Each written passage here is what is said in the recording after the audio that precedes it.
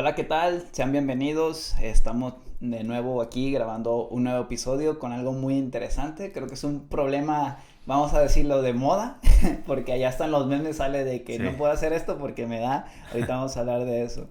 Oscar, gracias por aceptar venir y colaborar conmigo.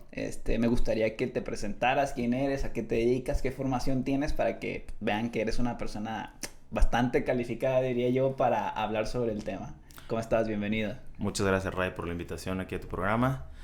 Bienvenidos a todos y todas. Mi nombre es Óscar Alejandro Tello Miranda. Ujú. Yo soy licenciado en Psicología por la Universidad de Colima, maestro en Psicología por la UNAM y doctor en Psicología por la Universidad de Guadalajara. Eh, Hace como unos 12 años que me dedico a la psicología, pero dentro de la Secretaría de Educación Pública, Ujú. que es la psicología educativa.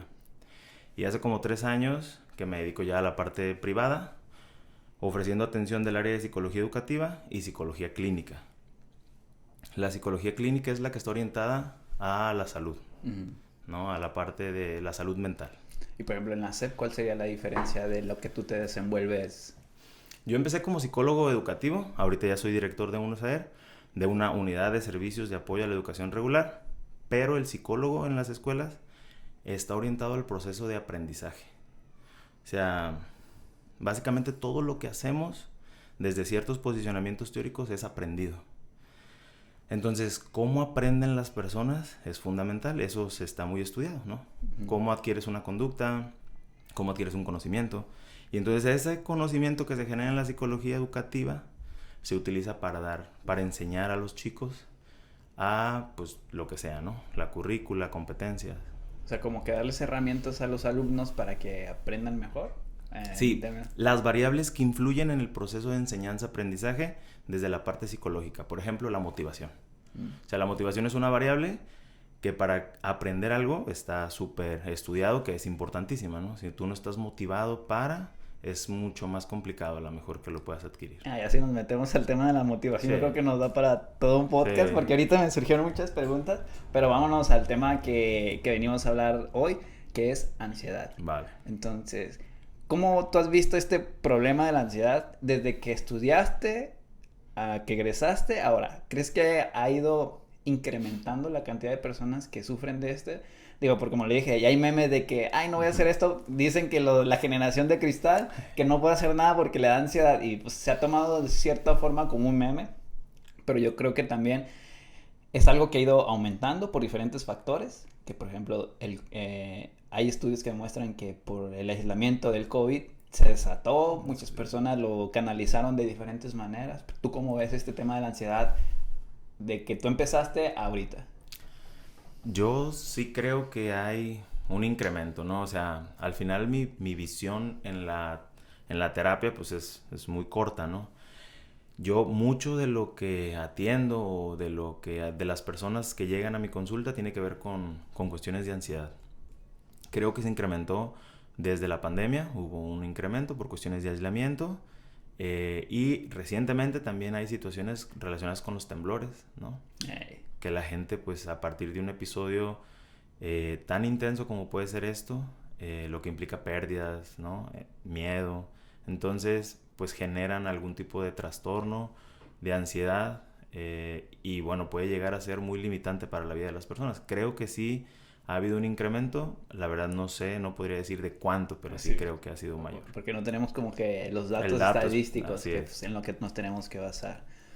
Y pues empezando por el principio, ¿qué es la ansiedad? ¿Cómo la podemos definir? ¿Cómo pudieras decir, describirla? Pues mira, yo creo que la ansiedad es un conjunto de síntomas que son normales. Son, digamos, puede ser una sensación, una emoción que identificamos a partir de síntomas y que ante ciertas situaciones es esperado. Por ejemplo, si empezara a temblar, Ujú. pues íbamos a salir corriendo, ¿no? De aquí. Pero tu corazón se iba a acelerar, a lo mejor te iba a faltar el aire. Ese aceleramiento cardíaco iba a generar que tú pudieras responder de manera más veloz, la sangre, cuestiones bioquímicas, ¿no? Que hacen que tú estés preparado para una situación que puede ser peligrosa. Ujú. Y esto viene evolutivamente hablando, ¿no? De antaño, cuando era o enfrento, ¿no? Como instinto de enfrento un peligro o huyo del peligro, ¿no? Okay. Sin embargo, El punto es cuando esto se trastorna, por decirlo de alguna manera, ¿no? Cuando no funciona como debería de funcionar, sino que tú estás en tu casa viendo la tele y empiezas a sentir estos síntomas sin que esté temblando. Entonces ahí ya no es una respuesta, digamos, adecuada o ajustada a lo que debería de ser. Entonces hay gente que siente ansiedad, por ejemplo, estando con amigos en una cena donde debería ser divertido y de repente empieza a sentir todos estos síntomas que son muy displacenteros y entonces pues se asustan básicamente, ¿no? Entonces es algo relativamente normal, pero que cuando se sale del contexto, cuando realmente no tenemos que luchar, huir de una situación en concreto, es cuando ya se vuelve un trastorno. Es correcto. Entonces es algo normal, pero que cuando se cae en un trastorno es cuando ya es el problema de la ansiedad, cuando ya la ansiedad se vuelve un trastorno. Sí, es como el tema, por ejemplo, de la depresión. O sea, sentirte triste es una emoción normal, como cualquier otra, deseable. Te indica qué te importa, por ejemplo, o la frustración de algo. El problema es cuando esa tristeza, en lugar de ser una emoción, se vuelve un sentimiento y se queda permanentemente en tu vida. Entonces ya hay un trastorno, porque ya no hay una fluctuación normal de emociones que en tu vida pues va a haber diferentes. Entonces, cuando hablamos de trastorno, justamente es algo que no funciona de la manera en la que debería estar funcionando. Ahorita dijiste, emoción se transforma en un sentimiento. Ajá. ¿Cuál sería la diferencia entre una emoción y un sentimiento? Nunca me había puesto a pensar, pero lo estás manejando de una manera diferente. Sí. ¿Cuál es la diferencia? Sí, la diferencia es que la emoción es algo intenso y corto, ¿no? Okay. Ante un estímulo que tú percibes de una determinada manera, se genera una emoción, ¿no? Okay. Que puede ser miedo, que puede ser felicidad, ¿no? Hay estas 5 o 6 emociones universales que les llaman y luego ya todas las demás, ¿no? Todas las que se ven ahí en Megamente. Exactamente, ¿no? Son las emociones universales que se han estudiado en diferentes culturas y se ha visto que están presentes de alguna u otra manera. Entonces, el punto es que son intensas, hay una descarga neurofisiológica, hay un subidón y luego bajas, y luego esas se transforman en un sentimiento. El sentimiento es algo más permanente, más a largo plazo, que se queda, que genera una predisposición hacia algo, ¿no? Entonces, cuando hablamos a alguien, le preguntas, ¿cómo has estado? Generalmente hablamos de su estado de ánimo, ¿no? ¿Cómo ha sido a lo largo de un día? ¿Cómo te sentiste? Si te sentiste, pues, tranquilo. No hablamos de esos periodos específicos a lo mejor de la emoción porque subes y luego bajas, ¿no? Sí. Pero ¿estás de acuerdo que cuando le preguntas a alguien, ¿cómo estás? Bueno. Automáticamente respondemos, bien. Sí. ¿Y tú? O sea, pero es algo chistoso, ¿no? Porque raramente le vas a decir a alguien, a menos que sea un amigo muy cercano, de que, ¿cómo estás? Me siento de la chingada. Te da como que esta respuesta automática sin pensarlo, como cuando levantamos el teléfono y bueno, haz de cuenta lo mismo, ¿no? Y fíjate que el tema de las respuestas automáticas es bien interesante porque se crean pautas conductuales en la vida de las personas y generan respuestas automáticas. Y a veces eso es un problema. Entonces, claro, hay formas de interacción que ya están establecidas, ¿no? O sea, el saludo es una forma que ya está así, ¿no? ¿Cómo estás? Bien, ¿y tú? Bien, ya, ¿no? Claro, la conducta es un fenómeno contextual. Entonces, dependiendo de la situación en la que tú estés, dependiendo de la persona que te lo diga, dependiendo del lugar en el que estés, a lo mejor si tu mejor amigo te dice cómo estás y están en un lugar privado, en donde tú te sientas seguro, le vas a decir, pero si están en el gimnasio, a lo mejor están rodeados de personas, y a lo mejor te va a responder lo mismo de siempre, ¿no? Muy bien, entonces ya vimos que la ansiedad es algo normal, Uh-huh. que cuando se sale de la normalidad, vamos a decirlo, donde se vuelve un sentimiento, donde se vuelve disfuncional, le podemos decir, y se vuelve a lo mejor un sentimiento, se ¿no? vuelve Algo más disfuncional, permanente. ya se vuelve como un trastorno. Uh-huh. Ok, acá yo buscando y leyendo un poquito, vi que hay varios trastornos de ansiedad, cosa que yo desconocía. Uh-huh. Vamos a hablar de 1 o 5 que yo me encontré, me puedes ir tú diciendo cuál sería la diferencia entre uno y otro. Okay. Entonces, pues, es un trastorno que, pues, es una enfermedad, ¿se puede? ¿O es diferente? No, fíjate, ahí es bien importante. Esa es una parte que hay que diferenciar. Los trastornos no son enfermedades. Okay. Una enfermedad es algo que se ha estudiado y tiene una causa de origen específica, ¿no? Uh-huh. Tiene un curso específico y tiene un posible tratamiento que responde de manera específica. Uh-huh. Entonces, Si hablamos de un trastorno como la ansiedad, no es lo mismo que hablar de la diabetes, por ejemplo. Okay. La diabetes sabemos, se ha investigado, es una deficiencia en la parte de, pues lo que llaman... insulina. Ajá, de la insulina, todo esto. Hay medicina y la persona responde más o menos de la misma manera. O sea, eso tiene un curso ya estudiado. Es un huracán que saben que se forma y va a seguir cierta trayectoria y dónde se va a acabar y se acabó. Pero en cambio un terremoto... No. Más o menos sería esto un trastorno. Y el problema cuando se tratan los trastornos como enfermedades es muchas veces la parte de la medicación.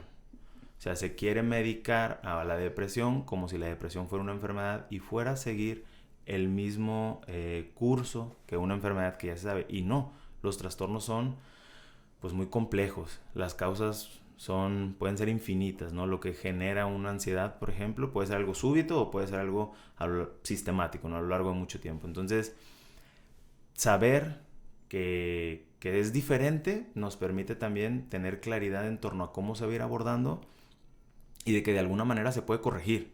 O sea, algo que está trastornado puede volver a funcionar de la misma manera y uno ya puede dejar de sentir ansiedad cuando está viendo la tele, ¿no? Ok, muy bien. Entonces, y es trastorno, ¿ah? Porque muchas personas le dicen sí. Trastorno. Es correcto, es trastorno. yo antes le decía trastorno Sí. y una vez platicé con un psicólogo y me dijo, no, es trastorno. Y yo, mira. Sí. Muy bien, empecemos por el trastorno de ansiedad generalizada. ¿Esto qué es? ¿Cuál es su particularidad? ¿Cómo se puede demostrar? Digamos que no hay un estímulo específico.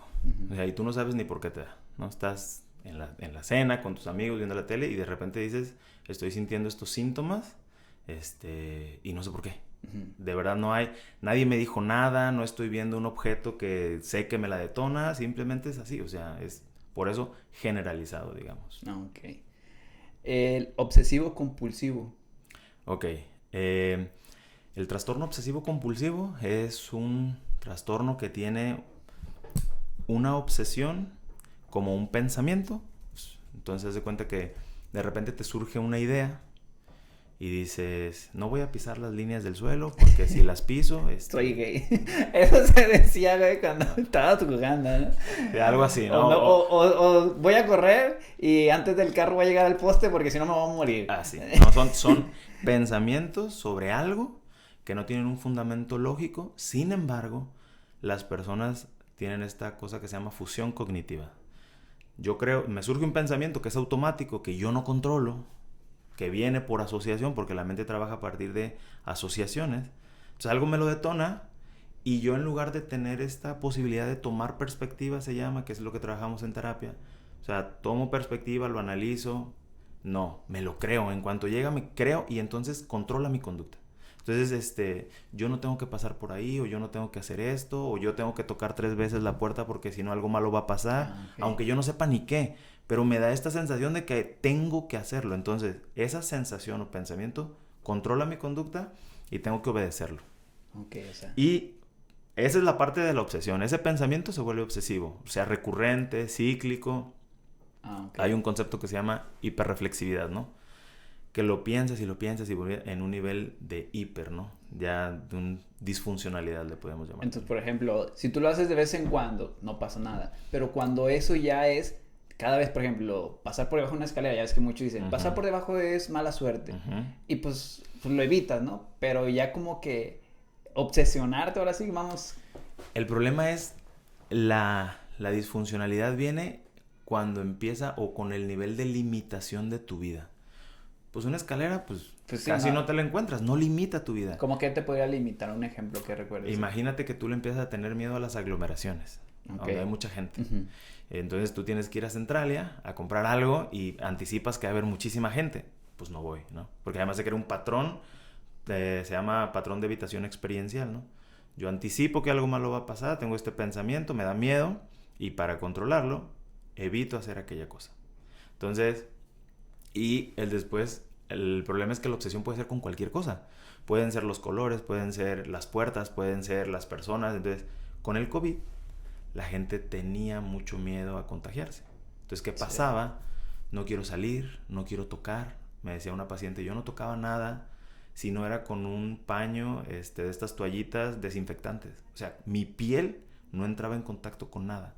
O sea, imagínate la limitación que tenía para salir, para contactar con otros. Sí. Entonces eso se vuelve limitante. Eso pues, fue súper común, digo, Sí. porque yo trabajo en un gimnasio y si te ves personas que, o sea, pues a lo mejor yo era muy relajado, pero pues yo si tocaba algo me lavaba las manos y cosas así, pero sí hay personas que llevaban su gel, sus toallitas, su cubreboca y un kit súper grande para eso, ¿no? Entonces muchas personas se quedaron con eso incluso, o sea, si es de que llegan del mercado y digo, está bien, es por higiene, pero como que caen en que ya empecé a interrumpir en tu día a día, vamos a decirlo. Es una delgada línea, ¿no? Porque ese pensamiento pues es racional, dijeras, no me quiero contagiar, es grave, está mi vida de por medio.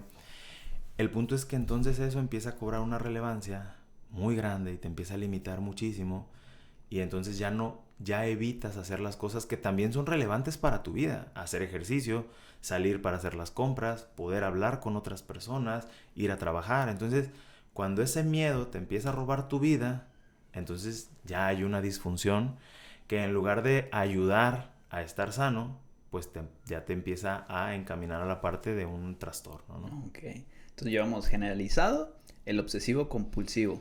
El siguiente, de pánico. Pues el trastorno de pánico tiene que ver con un momento muy específico y con una intensidad muy elevada, ¿no? O sea, entonces estás en alguna situación, empiezas a sentir algún síntoma y de ahí se desborda a tal nivel que tú llegas a creer que te va a dar un paro cardíaco, ¿no? Entonces es como, hay episodios de ansiedad que sí se siente, que lo sienten las personas, pero que lo saben manejar, digamos, y dura 5, 10, ¿no? Pero desciende. Y el trastorno de pánico es muy intenso. Hasta que sientes, como te digo, que tu vida está de por medio, ¿no? Que te va a pegar un paro, que vas a dejar de respirar, que te vas a desmayar. Entonces es algo muy intenso en corto tiempo. La intensidad y la duración. Fíjate que eso una vez me pasó. O sea, que yo estaba haciendo una serie y era una serie muy pesada. O sea, de hacer 2 repeticiones y pusiera un peso considerable. Y terminé y sentí que me iba a dar como un paro. Entonces me empecé a sentir muy mal y yo sentía que ahí me iba a morir. Sí. Y así duré, o sea, esa sensación se me pasó, pero yo creo que tardé ahí como que sentado, acostado, como unos 30 minutos y no lograba tranquilizarme. Porque sí sentía esa sensación de que me iba a morir. Sí. Fíjate, generalmente algo que le explico a mis pacientes es como la pauta conductual. Cuando tú tienes claro cómo se va generando, te da cierta tranquilidad. Entonces, hay un estímulo que tiene una interpretación. O sea, algo físico, a ti en ese momento, tú sentiste algo físico, ¿no? Un dolor, que te faltaba el aire, una situación que es un estímulo y luego tú lo interpretaste, ¿no? Esa interpretación es catastrófica. Me voy a morir, Sí. me voy a dejar de respirar, me van a colapsar los pulmones. Esa interpretación te lleva a sentir miedo. El miedo lleva a intensificar la sintomatología inicial y luego posiblemente a generar otra. Y lo que hace es que enfocas tu atención en eso. Sí. Y entonces el primer estímulo posiblemente ya desapareció y entonces tú ya estás sintiendo miedo y pensando que te vas a morir y ya por lo que detonó ya ni siquiera está, posiblemente. Y esto se intensifica, se intensifica, se intensifica hasta que pues se sale de control, digamos, ¿no? Entonces, lo que tenemos que hacer es justamente quitarle la atención, ¿no? Tratar de identificar, estoy teniendo un episodio o estoy pensando tal cosa y tratar de entonces centrar tu atención en otra cosa para disminuir la intensidad. Sí, fíjate, yo cuando ahorita leí el de pánico pensé yo, nunca me ha pasado algo así. Y ahorita que me dices que, digo, mames, una vez me pasó. Sí. Muy bien, entonces, vamos por el siguiente. Fobias. Ok. ¿El trastorno de ansiedad de fobias o cómo se le llama? Sí. Digamos que la fobia es un miedo irracional a un estímulo, ¿no? Puede ser cualquier cosa. Las ranas, las cucarachas. ¿Puede ser objetos que no estén vivos? Pueden ser, sí, incluso pueden ser cosas, objetos, ¿no? ¿Qué pasa? Es que cualquier cosa la puedo cargar de un simbolismo, ¿no? Entonces, porque la realidad es interpretada desde mi historia de vida. Entonces, yo puedo, si yo tuve una historia de vida en donde me violentaban, por ejemplo, y me violentaban con algo, con un cinto, por ejemplo, entonces yo cuando lo veo después, años después, yo puedo desbordarme de miedo por esa cosa, por el simbolismo que representa en mi historia, ¿no? O sea, porque con algo como eso o algo similar, me violentaban, entonces pues me da un montón de miedo porque se crean asociaciones. Entonces sí, y lo que pasa es que la respuesta es muy intensa, también muy disfuncional, que puede poner en riesgo la vida de las personas, ¿no? Yo atendía también en algún momento a una persona y tenía miedo a las ranas. Entonces imagínate que vas manejando en la noche, vas para Suchitlán y te encuentras una rana así en la carretera. Entonces, en lugar de poder responder, vas en tu carro, vas manejando y dices, bueno, no pasa nada, ¿no? Cierras los ojos. O sea, manejando, cierras tus ojos, te desbordas, pues pones en riesgo tu vida y posiblemente la vida de otras personas. Entonces, hay situaciones que es importante tratar de generar una respuesta más adaptativa para no ponerte en riesgo. Porque salir corriendo ante un estímulo, cruzas la calle sin fijarte y puedes poner en riesgo tu vida. Entonces, ¿una fobia es diferente a este trastorno o es sí, igual? No, es... ¿Qué diferenciaría el trastorno de ansiedad fobia a la fobia como tal sola? La especificidad del el objeto que genera el miedo irracional, ¿no? Que hay algo específico que te genera un miedo que no tiene correlación con el peligro, ¿no? O sea, si ahorita entra un león y tenemos miedo, pues sí, o sea, es un miedo racional, ¿no? Vamos a sentir ansiedad, vamos a tener... Sí, pero si ahorita entra un gato y yo me desbordo como si fuera un tigre, entonces ahí no hay una correlación, hay una disfuncionalidad. Ok. Muy bien, y el último que tengo por acá, estrés postraumático, que creo que esto puede estar relacionado con esto que acabamos de vivir, ¿no? Sí, de hecho hay el estrés postraumático, es una situación en donde a partir de un estímulo que es percibido como muy negativo, muy intenso, pensemos en cosas, pues una violación, un terremoto, cosas que atentan contra nuestra vida o que nos ponen en riesgo nuestra vida, pues se genera un miedo. En ese primer momento la ansiedad en el evento es normal, ¿no? Si yo estoy viviendo un temblor, un terremoto, pues tengo ansiedad, es normal. El problema es que con el tiempo, después ya no está temblando y cualquier cosa que lo asocio o lo relaciono me genera la misma respuesta. Uh-huh. Y pues así se vuelve disfuncional, ¿no? Ok. Pues ahorita, por ejemplo, algo muy reciente que tenemos aquí, los de Colima, México, Guadalajara, pues es el terremoto que vivimos hace, 2-3 semanas. Uh-huh. Yo me acuerdo que en el del 2003 fue que también hubo un terremoto bastante fuerte. Yo estaba aquí en mi casa y ya de cuenta que tenía una ventana que cuando pasaba un camión por aquí y siempre vibraba. Uh-huh. Vibraba por la pinche, no sé, el camión era muy grande y hacía que vibrara. Pero cuando tembló, pues yo estaba ahí y empezó a vibrar igual, pero más intenso. Entonces cuando pasó todo eso, yo ahí tenía una tele y cuando pasaba el camión vibraba y me asustaba y como que me lo asociaba ya no con eso, que lo había normalizado, ahora con esta cuestión del terremoto. Y así estuvo mucho tiempo hasta que se me fue. Sí, de hecho, por ejemplo, ahí es entender que una misma situación puede ser cargada de diferentes simbolismos o diferentes interpretaciones y generar diferentes respuestas. En este caso, tú habías tenido una historia de vida en donde un estímulo no generaba nada. Ajá. Pero cuando ese estímulo lo asociamos con otra cosa y se genera una respuesta diferente, entonces ya este estímulo tiene una nueva asociación. E históricamente, como fue muy intensa, lo que se ha visto es que las emociones hacen que los recuerdos se impregnen, o sea, se permanezcan, ¿no? Entonces, ¿por qué no recordamos todo? Pues no lo sé realmente, sería muy complicado, pero ¿por qué recordamos cosas específicas que solo pasaron una vez y las recuerdas toda la vida? Lo que se ha visto es que la descarga emocional de neuroquímicos hace que se fijen con más facilidad y que las recuerden.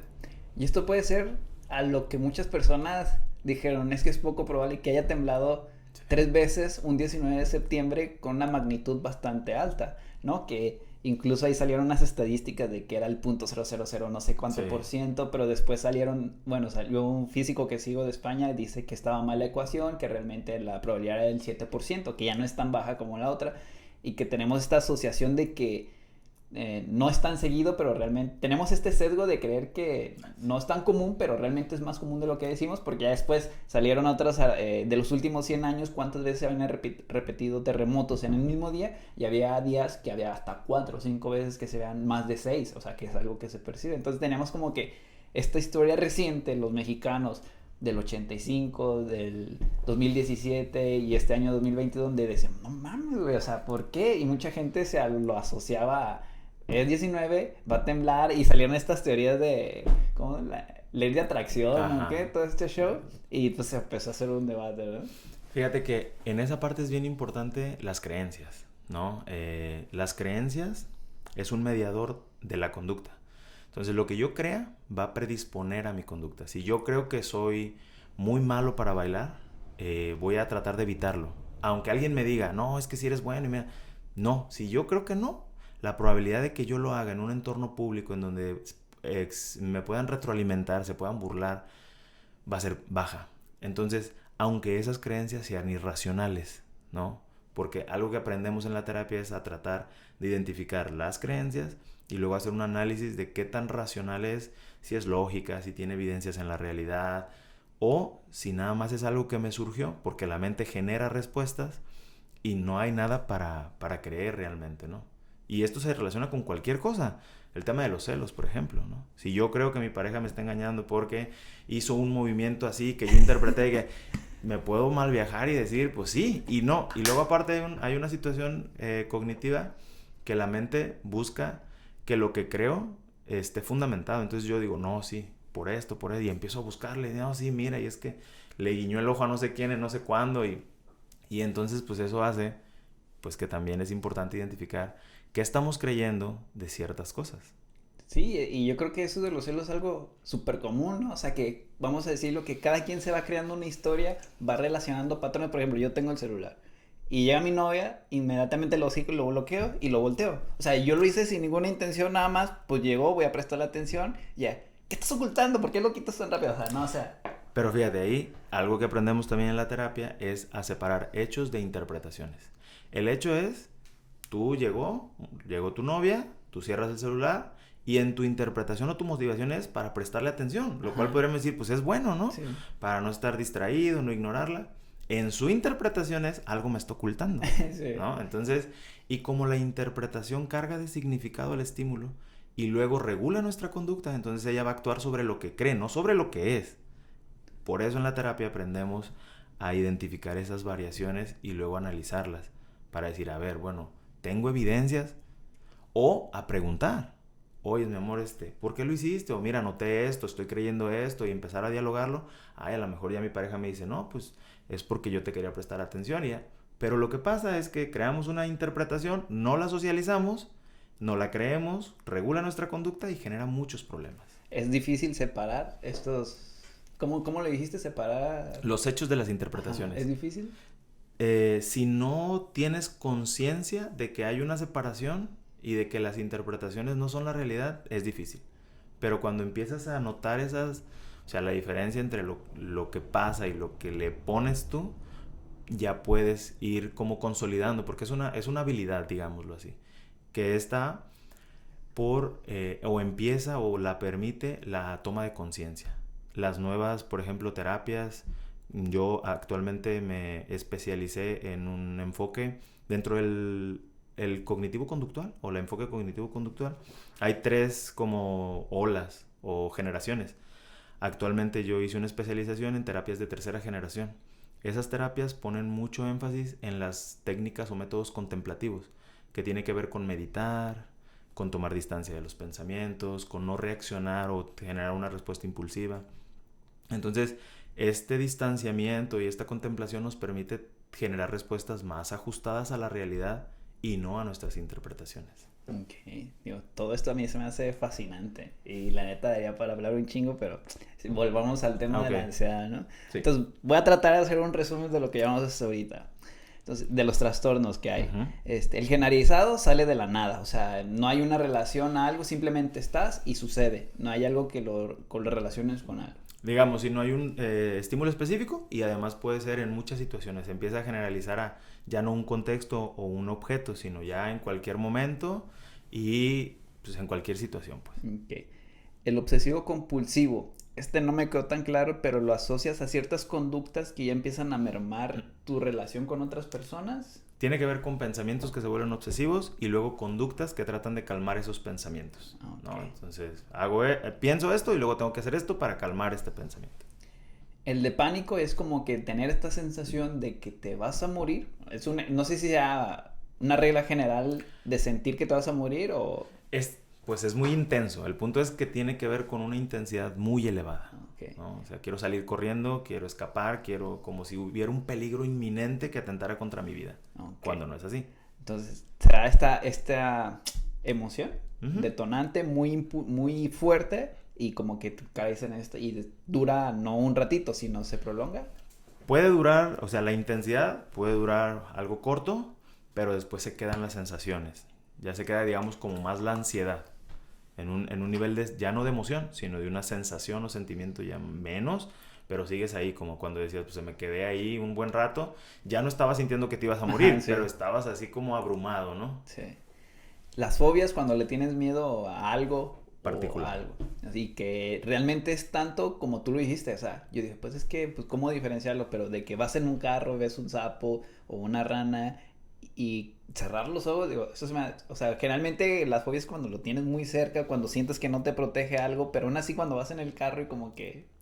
Lo que lo caracteriza es justamente la irracionalidad o disfuncionalidad de la respuesta. O sea, ni siquiera tengo que estarlo viendo, con que lo esté escuchando, a veces con que lo esté imaginando. Entonces, Ok. O sea, a ese nivel. sí, Y el estrés postraumático que es relacionado a un hecho, un ¿no? evento específico que después genera una respuesta intensa y disfuncional que se mantiene, ¿no? ¿Hay algún otro que por ahí yo no haya notado que consideres de importancia mencionar? O... No, creo que son los más conocidos. Lo que sí es que algo que procuro hacer en la terapia, en el acompañamiento, es tratar de no diagnosticar mucho, o sea, no hacer muchos diagnósticos, porque la gente suele fusionarse con la idea de que tengo algo, ¿no? Entonces, ay, tengo ansiedad. Y entonces me fusiono tanto con esto que ya soy una persona ansiosa y lo tomo como un rasgo y entonces ya después separarme de esta idea que además a veces justifica mi conducta. Ah, es que es porque tenía ansiedad, ¿no? Entonces ya no me hago tan responsable porque hay un trastorno que justifica el que yo esté haciendo esto. Entonces procuro evitar esa parte y más bien nos enfocamos en... Hay una cosa que se llama análisis funcional de la conducta. ¿Por qué una conducta se generó y cómo se mantiene? Y entonces si sé cómo la genera o qué se genera, qué la genera y luego qué la mantiene, podemos hacer que ya no esté si esa conducta es algo disfuncional en mi vida. Okay. Entonces ahora sí que tú no etiquetas a la persona, tienes esto. Simplemente tú lo detectas y tratas de llevarlo de una buena manera sin decirle a esa persona para que no justifique ciertas acciones que pueda hacer. Ah, y es que es esto y ni modo, ¿no? Sí, la verdad es que hay psicólogos que tienen una orientación muy psicométrica, ¿no? O sea, una vez llegó conmigo una persona, llevaba 3 sesiones con alguien más y esas 3 sesiones solo habían sido evaluaciones. Y a veces ni siquiera vuelves por el diagnóstico, ¿no? Entonces, y el diagnóstico como tal a veces no es tan funcional, ¿no? La experiencia, cuando alguien llega conmigo, la experiencia teórica y la experiencia práctica de la interacción con las personas, pues me permite identificar lo que está en el fondo. Entonces, ok, nos vamos a enfocar en esto, sin tratar de decir, muchas veces las personas llegan con el diagnóstico, es que me dijeron que tengo esto. Bueno, pero a ver, platícame sobre los síntomas, platícame cómo se genera, platícame cómo lo abordas, cómo intentas solucionarlo. Y entonces de ahí vamos haciendo cambios, porque generalmente como las personas intentan solucionar una cosa de una manera que es disfuncional, y ese es el problema. Hay teóricos que separan problemas de la vida de problemas psicológicos. Entonces, todos tenemos problemas en la vida y son normales Sí. y generan pues un reto, el desarrollo de habilidades. ¿Cómo un problema de la vida cotidiana se convierte en un problema psicológico? Cuando hay un abordaje que es disfuncional. Por ejemplo, cuando tenemos una conducta evitativa. Yo tengo miedo, me da miedo una presentación, por ejemplo. Hablar en público me da miedo, me dan síntomas de ansiedad, la falta de respiración, las manos frías, temblorosas. Entonces, ¿qué hago? Para solucionarlo, y lo digo entre comillas, lo evito, no lo hago. Esa evitación no soluciona nada, No. me aleja del desarrollo de habilidades, me aleja del poder hacer la acción, y entonces ese enfrentamiento, ese afrontamiento disfuncional genera más problemas. Eso es lo que genera un problema psicológico. Ok. Muy bien. Entonces ya vimos qué es, qué tipos hay. Ya me respondiste la siguiente pregunta, que es cuáles son los síntomas, pero hay que repetirlo de una manera breve.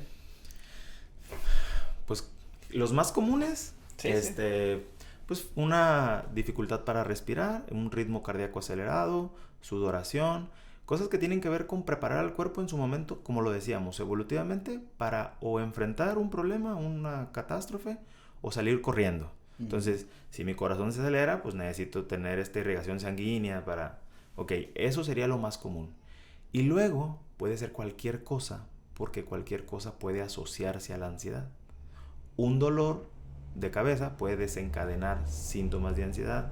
Un dolor en el pecho, que luego pienso que me va a pegar un paro, puede llevarme a la ansiedad. O sea, hay asociaciones que se empiezan a generar con cualquier cosa de manera arbitraria. Ok. Causas de la ansiedad.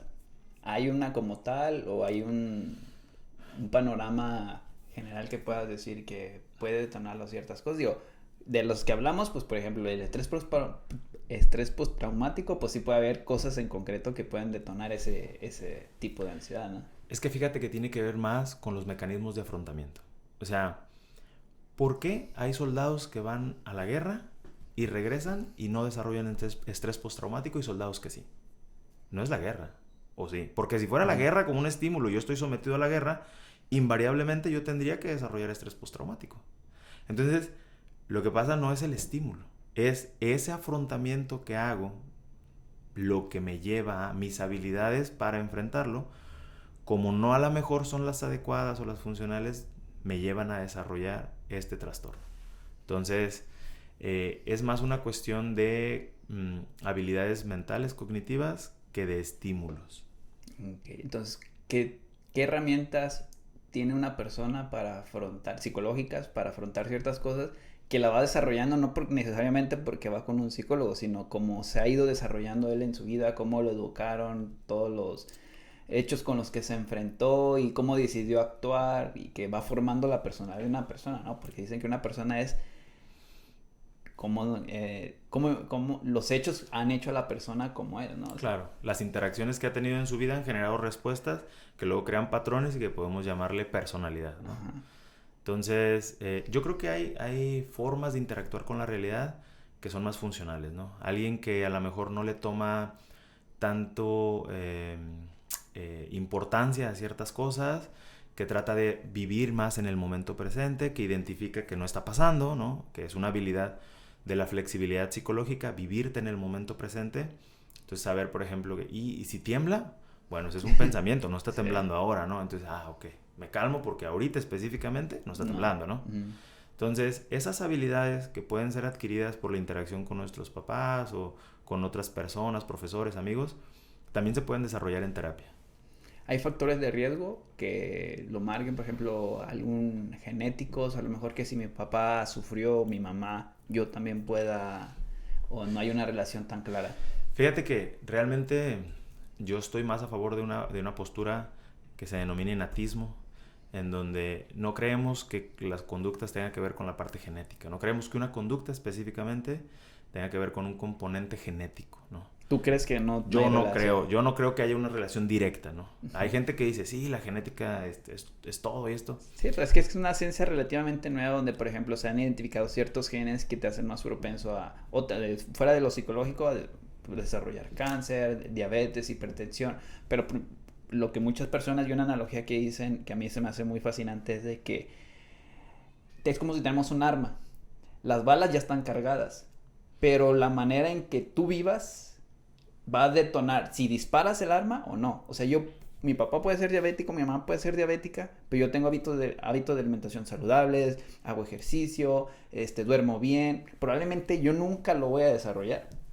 Pero entonces, ahí tengo yo las balas cargadas. Pero como yo me desarrollo en mi día a día, va a decir si aprieto el gatillo o no. O sea, uno está siendo el ejecutor de ciertas cosas, ¿no?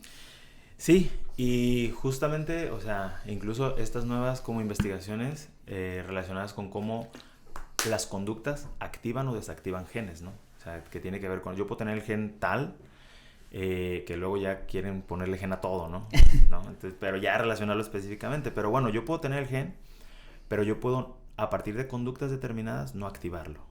Entonces, ¿qué es justamente eso? Entonces, yo sí creo que mucho tiene que ver con lo que nosotros hacemos, o sea, conductualmente. Incluso hay este debate en situaciones como la depresión, por ejemplo, ¿no? Si tú vas con un psiquiatra, él te va a decir, no, la depresión es un trastorno neurofisiológico que se caracteriza por una deficiencia en un neurotransmisor. O sea, pero aquí es como, pues, ¿qué fue primero, el huevo o la gallina, no? Ujú. Yo llego con él ya con un conjunto de síntomas, pero él dice que esos se generaron por una deficiencia en mi cerebro. Y hay autores que dicen, pues eso no es cierto, o sea, no podemos saberlo porque ya llegó contigo con eso. Y lo que sí se sabe es que la conducta modifica el cerebro, así como el cerebro modifica la conducta. Y no hablar de cerebro, hablar de cuerpo, ¿no? Ujú.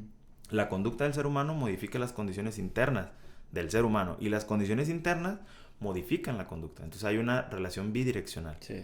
Entonces al final hablar que hay un factor único, así como preponderante, me parece reduccionista. Yo creo que hay muchas cosas que intervienen.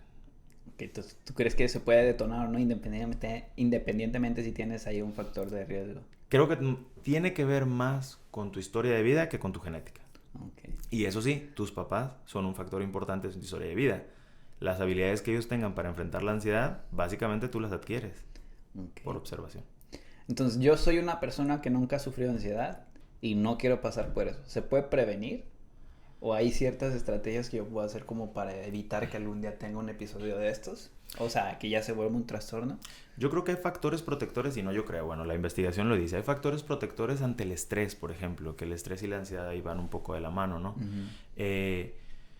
Comer bien, yo siempre le digo a mis pacientes, comer bien, dormir bien, hacer ejercicio, meditar, tener relaciones sociales positivas, cercanas y un proyecto de vida, son 6 pilares de la salud. Y de la salud en general, ¿eh? Porque nosotros la dividimos, que salud física, que salud mental, pero realmente el cuerpo está todo integrado, ¿no? Sí. Y entonces, si yo estoy bien comido, he dormido bien, he hecho ejercicio, tengo relaciones cercanas, me siento interconectado, tengo un proyecto de vida, es mucho más difícil que los factores estresantes generen síntomas, porque voy a estar mucho más estable, no voy a estar con una desregulación emocional física. Pero imagínate que tú no has dormido, no has comido, no has hecho ejercicio, no tienes amigos, no tienes un proyecto de vida. Nada más al decirlo suena súper catastrófico. Y pues creo que es muy común eso. O sea, por ejemplo, yo cuando una persona viene a consulta, es de que para mí son 3 pilares para mantener la salud, para mantener, aumentar masa muscular, para perder grasa, para mantener en general, todo se vincula a lo mismo, que también es ejercicio, alimentación y un buen descanso. Las personas no se mueven, las personas comen de la chingada y generalmente no duermen bien. Entonces, para mí, partiendo de eso, y muchas personas como que vienen buscando otras cosas como para aliviar, llegarlo más rápido, pero realmente es eso. Entonces, tú a eso le sumarías meditación, relaciones y... Un proyecto de vida que te enganche a la vida. Un proyecto de vida. O sea, como que tener un objetivo, ¿no? Sí, tener algo que le dé sentido a tu vida. De hecho, hay una teoría que se llama así, sentido de vida, ¿no?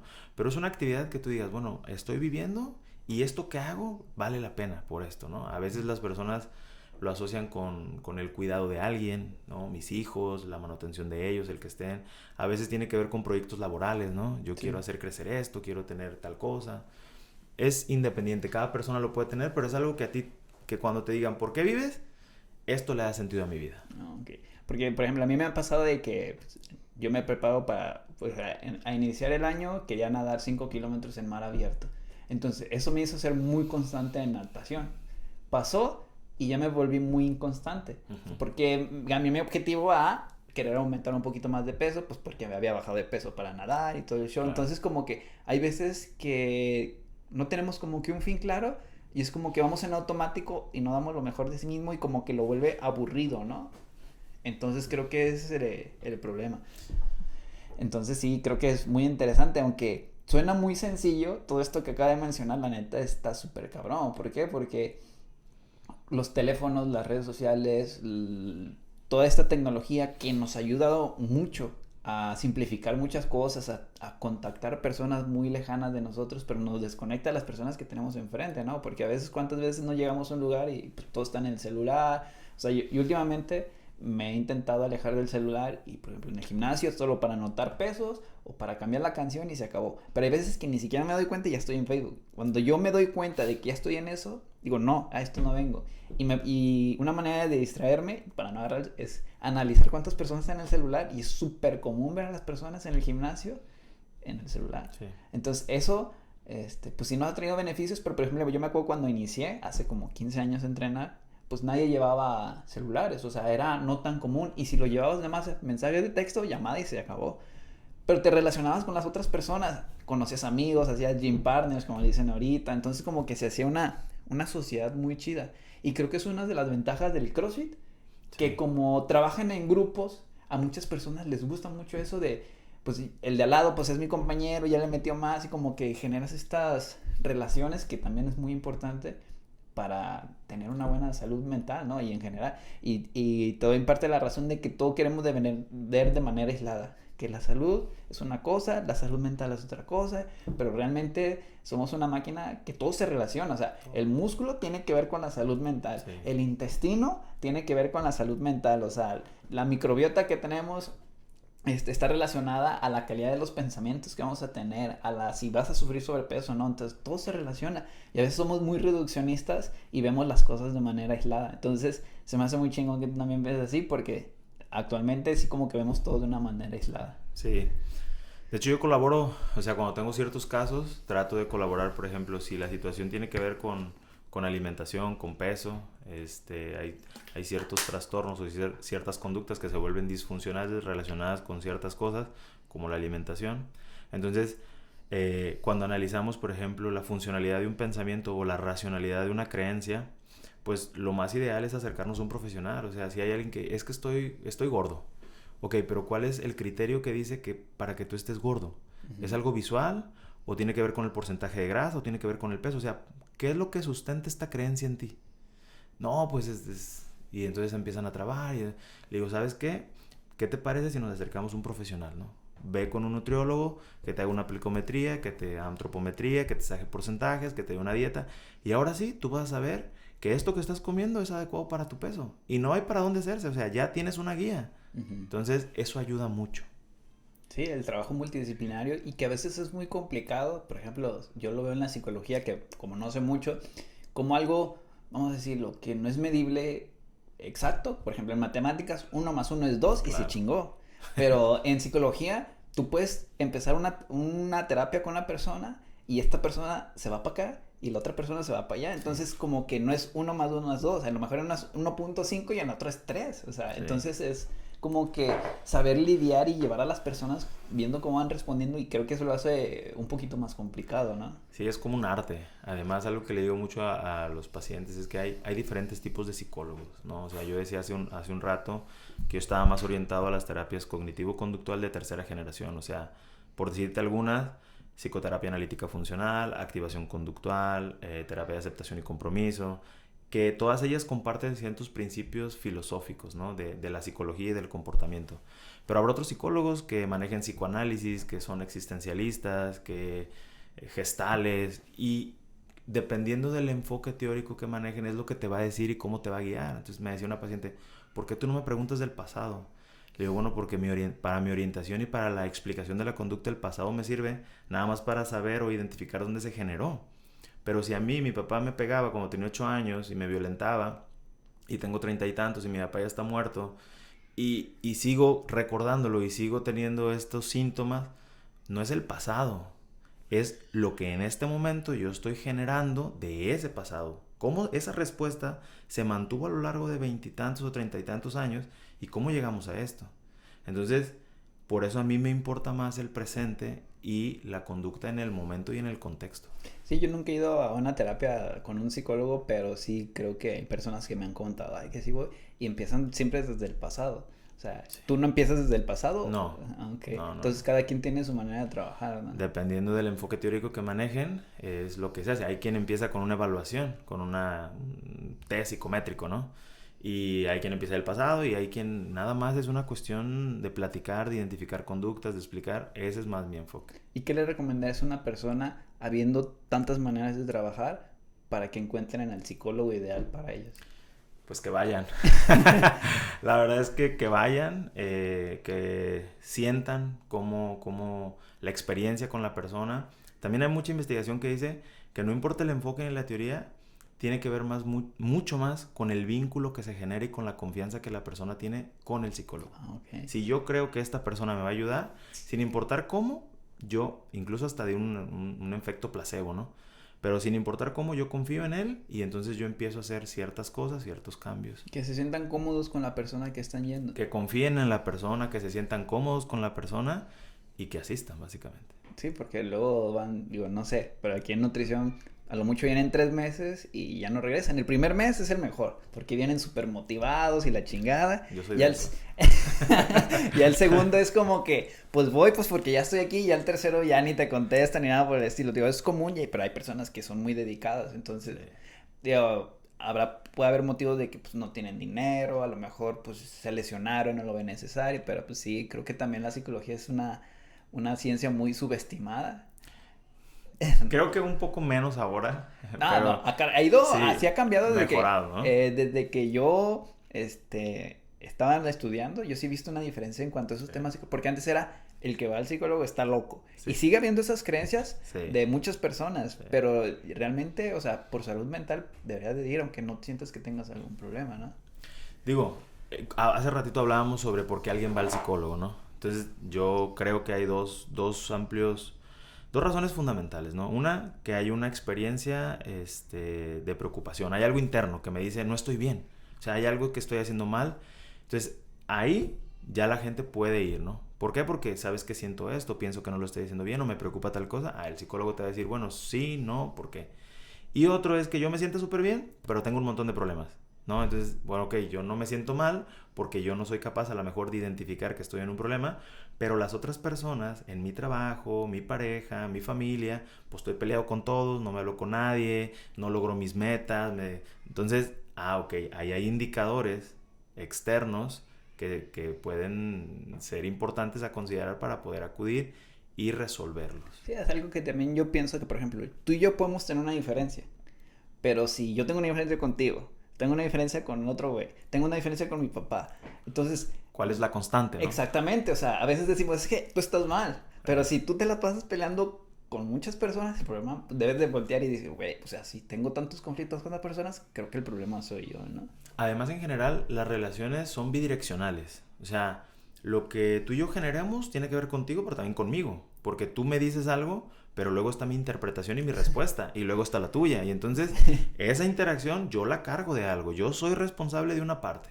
Sí, es lo que yo le digo, bueno, yo con mi pareja, que es que yo soy responsable de lo que yo digo, no de lo como tú lo interpretes y qué cuento tú te estés contando a partir de lo que yo te estoy diciendo. Entonces a veces como que ahí, no me acuerdo qué filósofo dijo que sufrimos más por lo que pensamos que porque lo que realmente está pasando, ¿no? Sí, hay una máxima en la psicología también que es, no es la realidad la que nos afecta, sino las interpretaciones que hacemos de esta, Sí. ¿no? Y eso está muy cabrón, porque todos podemos reaccionar de manera diferente. Y también es importante hacernos cargo, esta responsabilidad conductual. O sea, por ejemplo, en los celos pasa mucho, ¿no?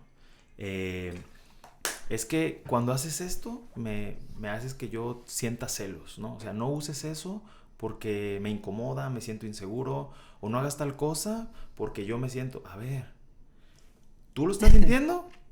Hazte cargo. Exactamente. Esa emoción es tuya y se está generando por una razón que tiene que ver más con tu historia de vida que con el estímulo que la está generando. Entonces, tener este enfoque de responsabilidad de lo que generamos, porque al final las conductas son emociones, sensaciones, pensamientos y conducta motora.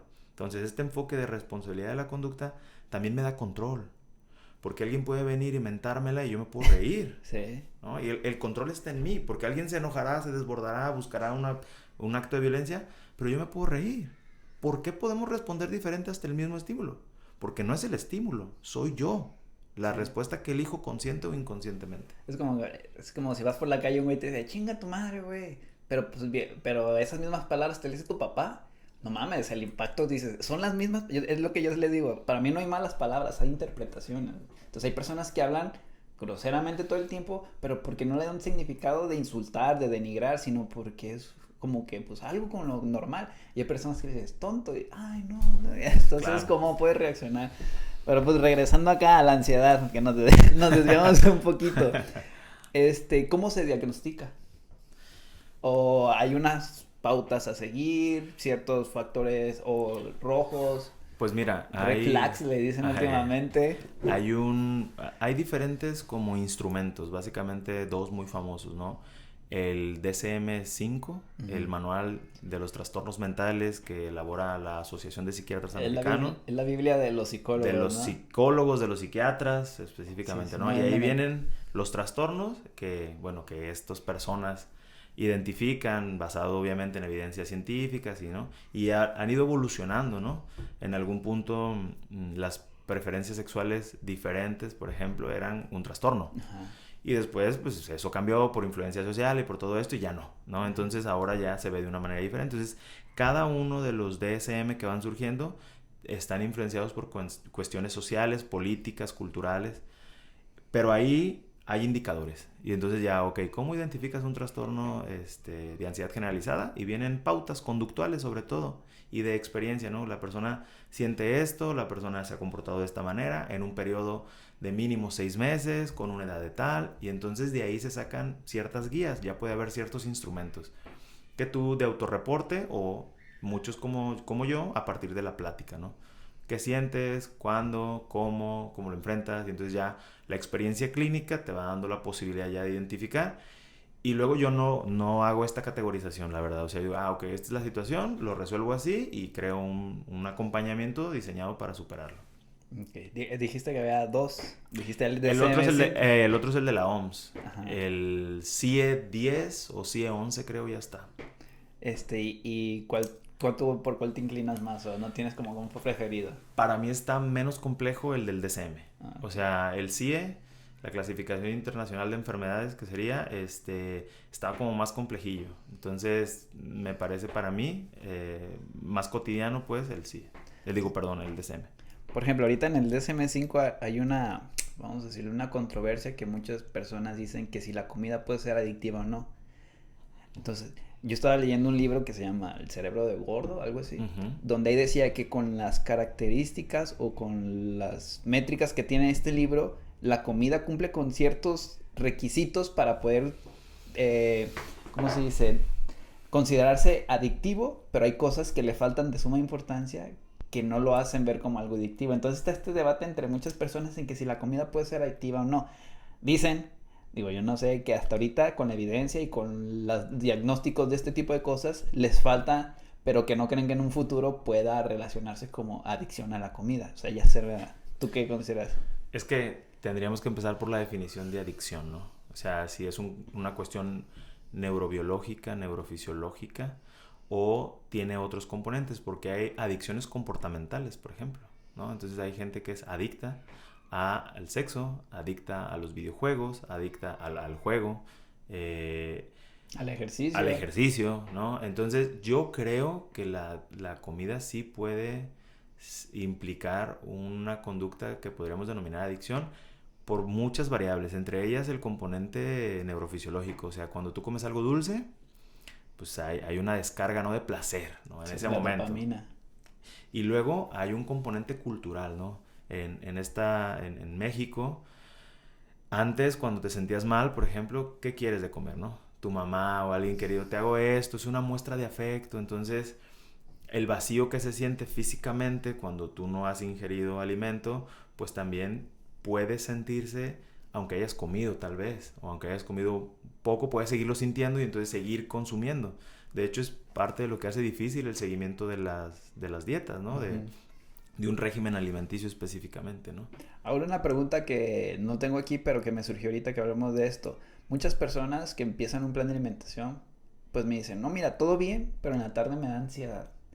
Para ti esa ansiedad, que sí sabes a lo que me refiero, Sí, ¿no? sí, sí. Si es una ansiedad como tal, y si sí la es o no, ¿cómo podrías canalizarla desde el punto de vista psicológico? ¿Tú qué harías? Fíjate, creo que últimamente tendemos a psicopatologizar la conducta, ¿no? O sea, la gente ya no dice, estoy triste, la gente dice estoy deprimido. Sí, ¿no? sí tienes razón. Entonces, ya igual esta parte, ¿no? Tengo ansiedad, o sea, estos conceptos que salen de un marco, de una ciencia que es la psicología, de repente se vuelven cotidianos y la gente empieza a decir, bueno, es que me da ansiedad. Okay, entonces, aquí el punto es identificar la conducta, o sea, hacer un análisis de la conducta. Entonces, ¿a qué horas, en qué momento, cómo es, qué pasó antes, qué pasó después? O sea, ¿a qué horas te da este momento? ¿Y qué sientes? Porque decir ansiedad es decir nada, ¿eh? O Sí, sea, sí, sí. ¿qué sientes? Creo que le damos una definición automática, pero que realmente como tú desde el visto de punto psicológico, pues no estás diciendo nada. No dices nada. Entonces, vamos, quítale eso. ¿Qué sientes? No, pues siento un vacío, siento un dolor, o siento, no quepo, me siento nervioso, o sea, ok, identifica ya más la conducta específica que asocian a ese concepto, ¿no? Y luego, ¿qué haces después? No, pues ¿cómo, no? Automáticamente, ¿a qué horas fue tu última comida? O sea, se hace un análisis para saber qué está manteniendo esa conducta. Y muchas veces lo que pasa es que tenemos una baja tolerancia a ciertas sensaciones. Entonces, si siento un poco de vacío, siento un poco de tristeza o siento un poco de algo, pues yo he asociado que si me como algo, pues me siento mejor. Entonces voy y lo hago porque no quiero sentirme así. O sea, estas sensaciones, emociones displacenteras, pues trato de evitarlas. Entonces, por eso ciertos posicionamientos teóricos como la terapia de aceptación y compromiso establecen en un primer momento la aceptación. O sea, la vida tiene emociones displacenteras y son normales y las vas a vivir y es esperado, deseado que vivas ciertas tristezas, ciertas frustraciones y luego, una vez que aceptamos que eso va a ser así, nos comprometemos con ciertas pautas conductuales. Ok. Sí, porque generalmente estas personas o nosotros en general lo que decimos, tenemos ansiedad por comer a esta hora, es cuando no tenemos nada que hacer. Por ejemplo. Entonces, eso es lo que yo me encuentro. Es que en la mañana, güey, casi no me da hambre, pero porque estoy trabajando, estoy en chinga, no tengo tiempo ni de comer, a veces no alcanzo a desayunar, pero cuando nuestra mente está desocupada, sin nada, y nada más estamos como que viendo qué hacer, y entonces generalmente lo canalizamos a la comida, porque ¿cuántas personas no subieron un chingo de peso en la pandemia? Una, porque se dejaron de mover, y otra, porque estábamos en casa y tenemos comida al alcance de 3 pasos. Entonces, identificar y ya ver qué es lo que detona esta ansiedad, Es correcto. mal dichamente. Esta conducta, ¿no? Esta sensación. Conducta. Sí. Okay. Muy bien, entonces ya hablamos del diagnóstico. Tratamiento. ¿Qué tratamiento qué harías con esta persona? Ya me diagnosticaste a mí, tengo ansiedad, cualquiera de la que tú me digas. Uh-huh. ¿Cuáles serían los pasos a seguir para mí? Generalmente, la principal técnica se llama exposición. Es decir, hay una situación que me genera miedo y luego síntomas de ansiedad y generalmente la evitamos. O sea, como un mecanismo de control, ¿no? Si a mí exponer ante las personas me genera nerviosismo, ansiedad, pues trato de no hacerlo, lo cual es un error, ¿no? ¿Por qué? Porque la evitación nos roba el desarrollo de las habilidades para poder enfrentar la situación y nos aleja de nuestros anhelos, ¿no? Entonces, dependiendo de qué esté generando la ansiedad, pues podemos utilizar ciertas técnicas de exposición. Y también mucho tiene que ver con la meditación. O sea, yo, por ejemplo, utilizo mucho la meditación.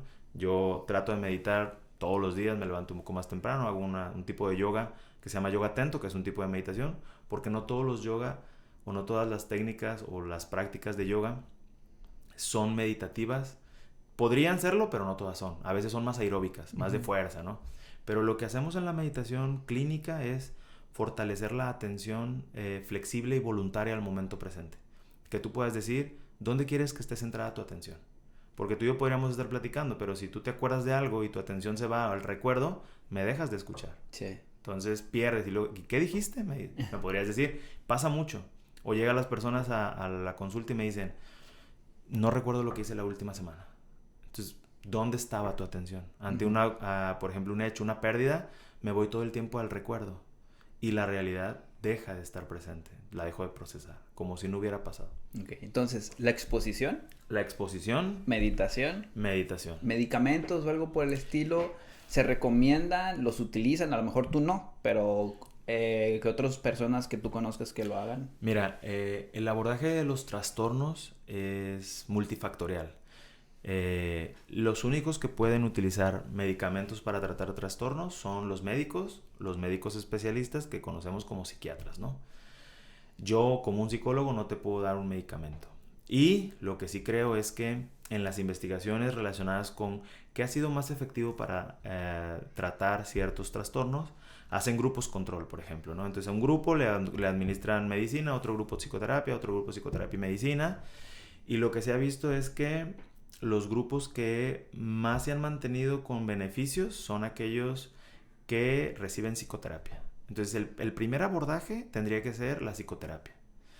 Y ya, si la psicoterapia o el acompañamiento psicológico no tiene un impacto, no logra un beneficio, entonces acompañarlo de un medicamento, ¿no? De un acompañamiento psiquiátrico. Obviamente ir con el psiquiatra, hacer un análisis, porque el psiquiatra lo que hace es, te va a dar un abordaje farmacológico. Esa es su principal función. O sea, si tú vas con un psiquiatra... Es la diferencia entre un psicólogo y un Sí. psiquiatra, ¿no? Él se va a enfocar en la parte bioquímica de cómo hay un trastorno, hubo una desregulación física, y luego te va a dar un medicamento para tratar de, digamos, equilibrar esa parte. El punto es que, por ejemplo, pensemos en depresión. Te dan un antidepresivo, ¿no? Ese antidepresivo hace que un neurotransmisor esté en una mayor cantidad y entonces genera una percepción diferente física. Ahora, también se ha visto que los neurotransmisores se generan con conductas. Si tú solamente le dejas al medicamento que haga la función y no cambias nada en tu vida, cuando quites ese medicamento vas a volver a donde estabas. La probabilidad es muy alta.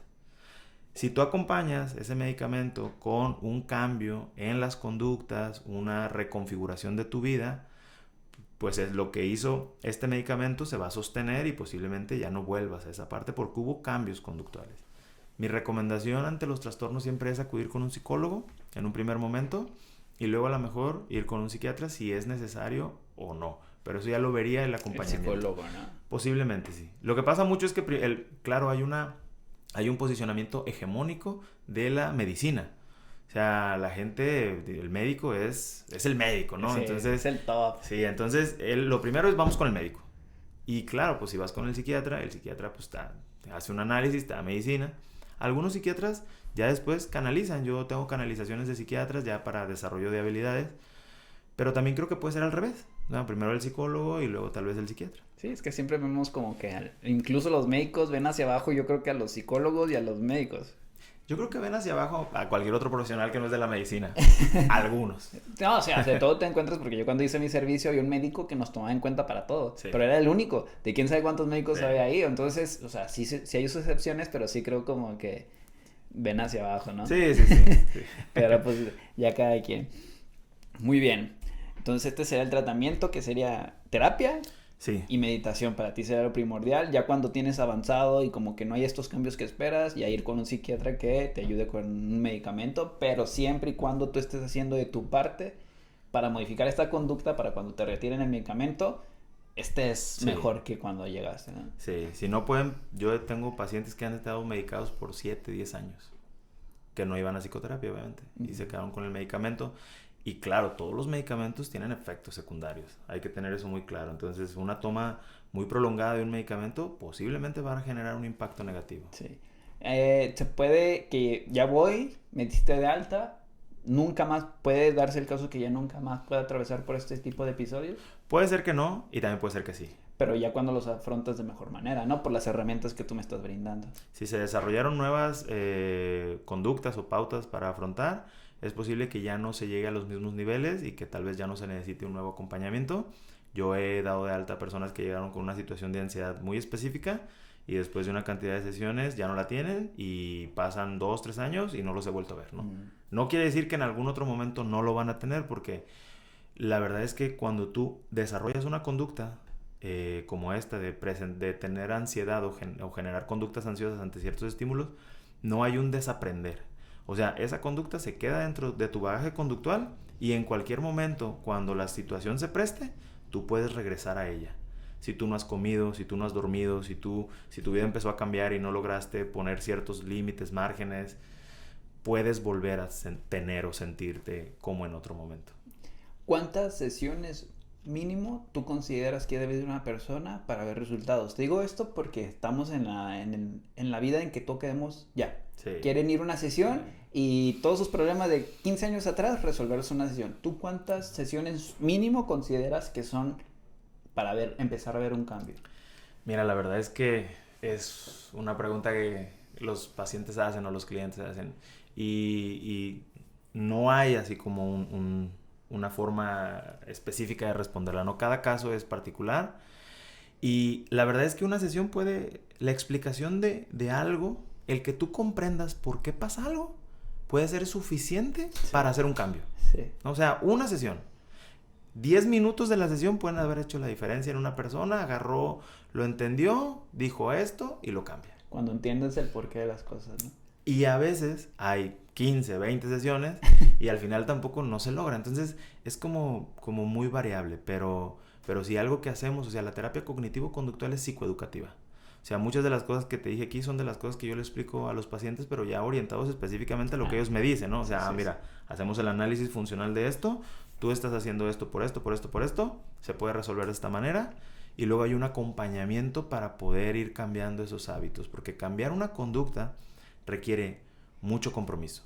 Sí. ¿No? Llevar una dieta, por ejemplo, que es un cambio conductual, requiere mucho compromiso. Y más porque la alimentación está relacionada con las relaciones sociales, está muy relacionada con ciertas emociones y personas. Me siento triste, no comen. O se sienten tristes o comen un chingo. Entonces, como todo se relaciona muy... Y es difícil, o sea, yo cuando le digo a las personas que vienen, mínimo tienes que tirar de 3 meses para empezar a ver buenos cambios. Puede que en un mes te vaya muy bien, pero puedes que en 3 meses a lo mejor no te vaya bien. Pero yo creo que en promedio sí puedes progresar de buena manera, siempre y cuando hagas las cosas que a ti te compete hacer.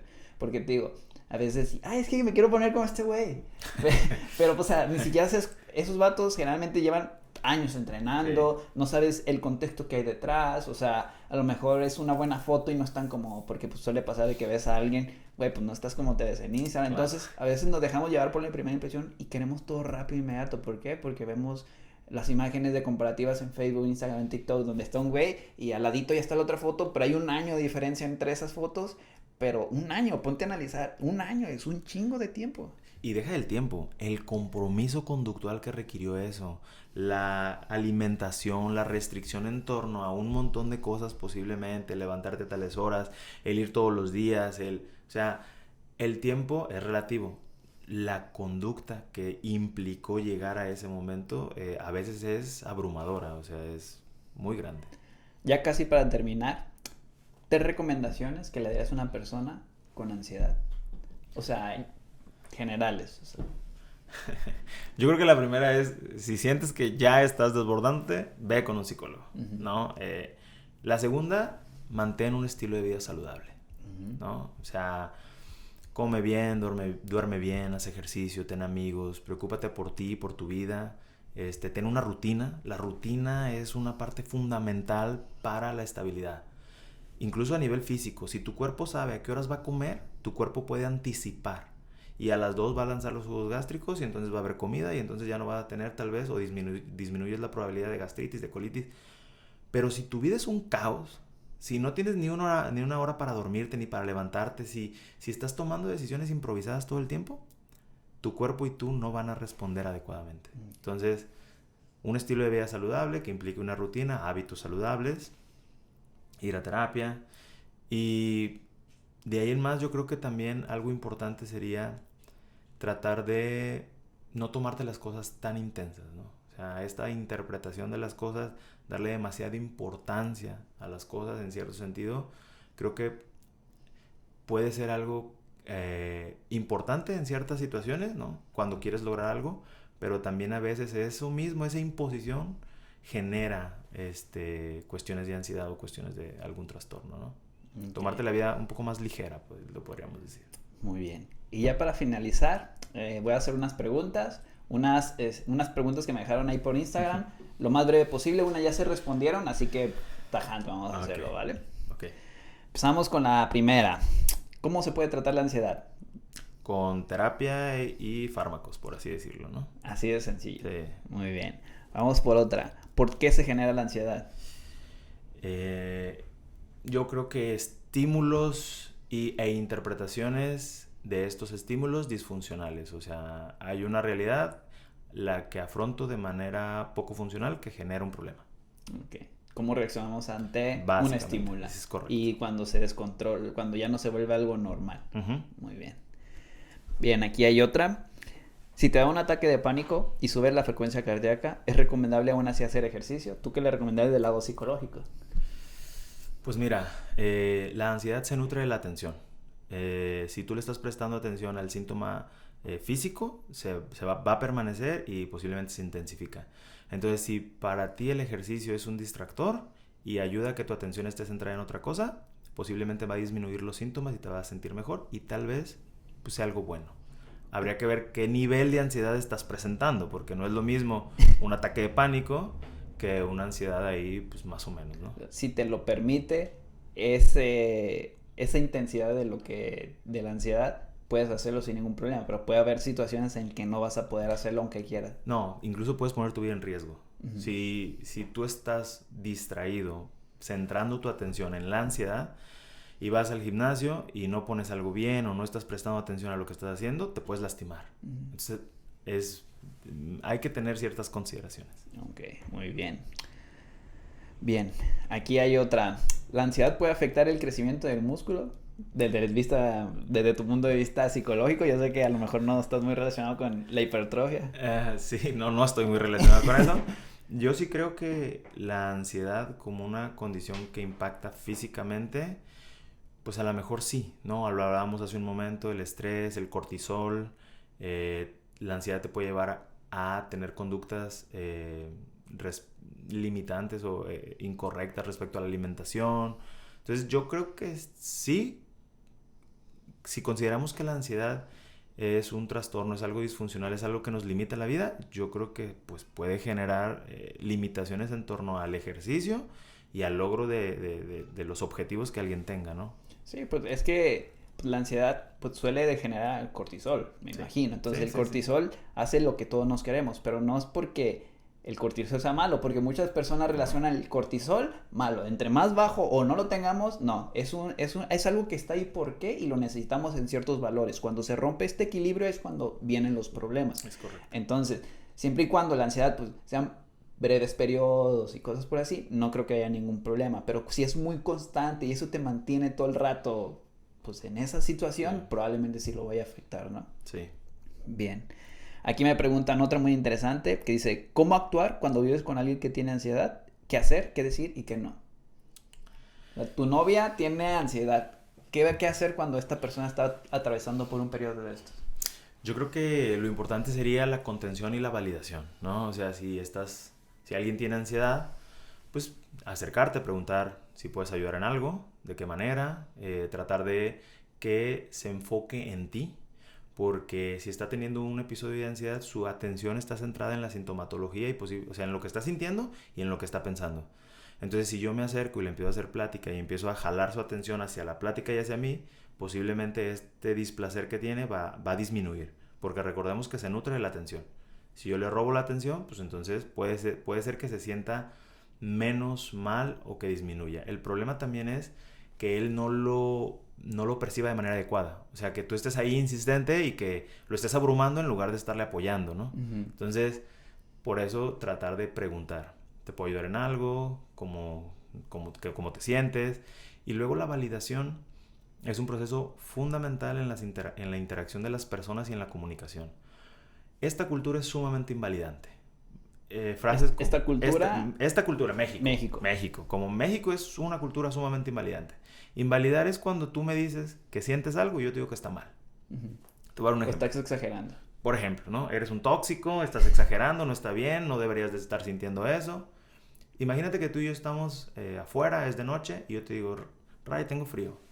Y tú me dices, no, ¿por qué tienes frío? Yo tengo calor. No está bien que tengas frío cuando yo estoy sintiendo calor.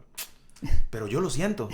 No, entonces te digo, oye, pero es lo que estoy sintiendo, tengo frío. Pues está mal que sientas frío, porque yo siento calor. Si esto se vuelve sistemático, este proceso de invalidación, pues empiezo a dudar de mí, me empiezo a invalidar yo mismo, y entonces eso intensifica otras cosas. Entonces, si alguien tiene ansiedad, pues lo valido. Oh, está bien, o sea, ¿cómo te sientes? Seguramente es normal por esto, por lo otro, ¿cómo te puedo ayudar? Pero si alguien viene y me dice, pues que no debería estar sintiéndome ansioso porque no pasa nada, porque todo está bien, no me va a ayudar mucho tal vez. Preguntarle qué puedes hacer podrá decirte distráeme o te podrá decir déjame en paz y ya saber. Desde nada más abrázame, desde tócame, desde platícame, pero preguntar, Sí. siempre preguntar. Ok. Esta es una un poquito relacionada. Dice, ¿cómo puedo evitar afectar a mi pareja si sé que sufre de ansiedad? O sea, yo como pareja puedo detonar que tú puedas tener más episodios o puedo hacer que no los tengas. Es que si volvemos al punto en que cada quien es responsable de la conducta que genera, entonces yo creo que la persona que está sintiendo o experimentando la ansiedad, pues es responsable. Claro, hay estímulos que la van a detonar, por así decirlo, pero pasa por la interpretación de la persona. Ahí yo creo que tiene que ver otra vez con la comunicación. O sea, tratar de hablar con la persona, qué de lo que hago está generando esto, por qué puedo modificar, pero todo a través del diálogo, del conocimiento, de la interacción con esa persona, con lo que la detona y con cómo yo puedo apoyarle. A mí se me ocurre, no sé, tú me dirás, por ejemplo, cuando yo no esté en ese episodio de ansiedad, platicarlo, oye, ¿sabes qué? Cuando yo me encuentre de esta manera, haz esto o no hagas esto, como que va a ser lo más adecuado, ¿no? Para cuando llegue esa situación, que la otra persona esté enterada cómo puede reaccionar, porque a lo mejor yo en ese episodio no puedo reaccionar de la mejor manera y puedo lastimar o algo por el estilo, ¿no? Sí, obviamente la plática no es cuando estoy en el episodio, ¿no? Sino es después, ¿no? Ya hablarlo, retomarlo. Muy bien, aquí hay otra. ¿Hay alguna escala o test para saber si tengo ansiedad? Pues volvemos a los DSM, ¿no? Ahí están los indicadores. Debe de haber, claro, test específicos o escalas. La verdad es que ahorita, como yo no estoy orientado a la psicometría, como yo no hago eso, pues no tengo ningún nombre, ¿no? Entonces yo me baso en el DSM o en el CIE, pero yo no utilizo psicometría para diagnosticar o clasificar a las personas porque realmente no estoy a favor de eso. Okay. ¿Se puede reducir fumando weed? Sí, yo pienso que sí, porque la droga lo que hace es pues poner un contexto físico más relajado, posiblemente. También depende de muchas variables que tanto fumes, porque también se da que hay episodios de ansiedad por haber fumado mucha, o porque es muy intenso, o porque empezaste a sentir miedo. Entonces, si tú estás en un viaje, si tú fumaste estás viajando y hay una interpretación equivocada de un estímulo y generas miedo, puede irte a generar terror.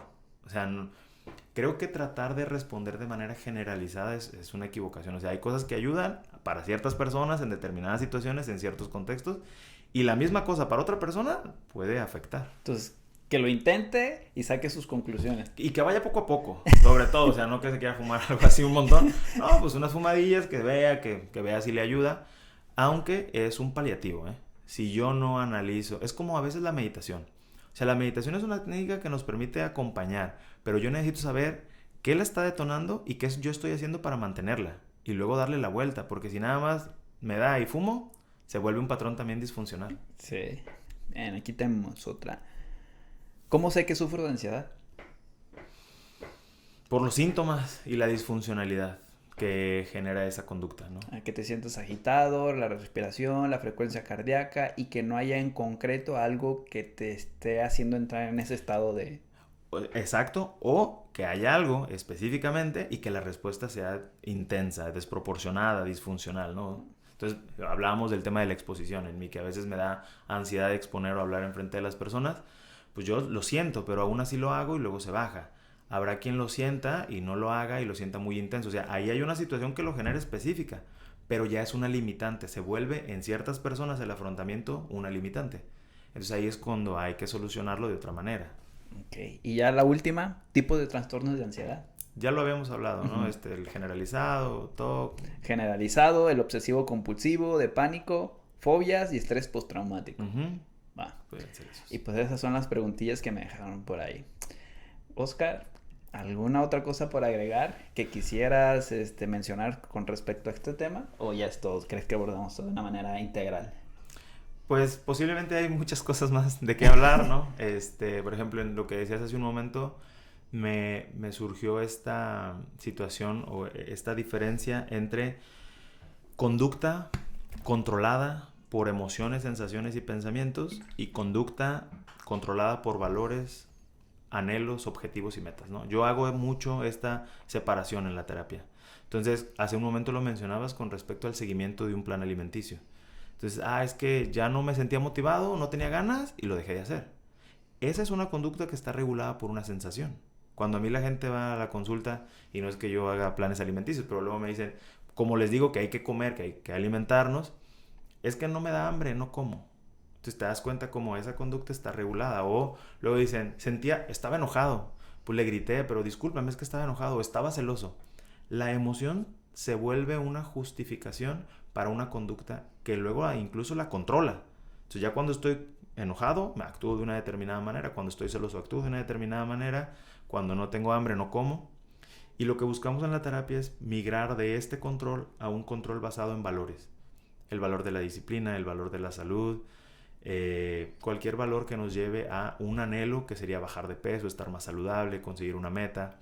Porque si tú te basas en lo que sientes, tu conducta va a ser muy fluctuante, ¿no? Sí. A veces me siento triste, a veces me siento feliz, y si va a depender de eso el que yo vaya al gimnasio, pues sí, entonces no me voy a mantener, ¿no? Sí. Muy bien, Oscar. Redes sociales, ¿dónde te podemos encontrar? Por alguien que tenga un poquito más acerca de dudas sobre este tema, o pues que quiera se sintió identificado y quiere buscar tu ayuda, ¿dónde te podemos encontrar? Claro, tengo Facebook, tengo Instagram, Dr. Oscar Tello, en ambos. Hay un teléfono de contacto. Dímelo. 312-120-3123. Recientemente estoy haciendo videos de TikTok. Sí, también es algo nuevo. Entonces, pues también me pueden buscar en esa red social, también Dr. Oscar Tello, básicamente. Ok, pues sin nada más por agregar, te agradezco mucho tu tiempo. La verdad es algo muy interesante. Creo que aprendí muchísimo y pues nada más por agregar. No, muchas gracias a ti, Ray, y gracias a todos los que nos ven. Yo creo que estos espacios es algo muy bueno. El diálogo entre profesionales de diferentes ciencias o disciplinas creo que nutre el hecho de la atención, y creo que también viene a enriquecer la cultura, ¿no? Entonces yo creo que estos espacios son muy importantes. Qué bueno que lo haces, gracias por invitarme y esperemos seguir colaborando. Hay más temas, hay otras cosas que podríamos hacer, ¿no? Hay un chingo de cosas con las que podemos hablar, sobre todo de la psicología. Pues chicos, nada más por agregar. Espero que les haya gustado, si se quedaron hasta el final, y espero que esta información les sirva. Por si se sienten identificados con alguna de estas situaciones, pues acudan a un profesional para que los lleve de una mejor manera. Y nos vemos el próximo episodio. Hasta luego. Saludos.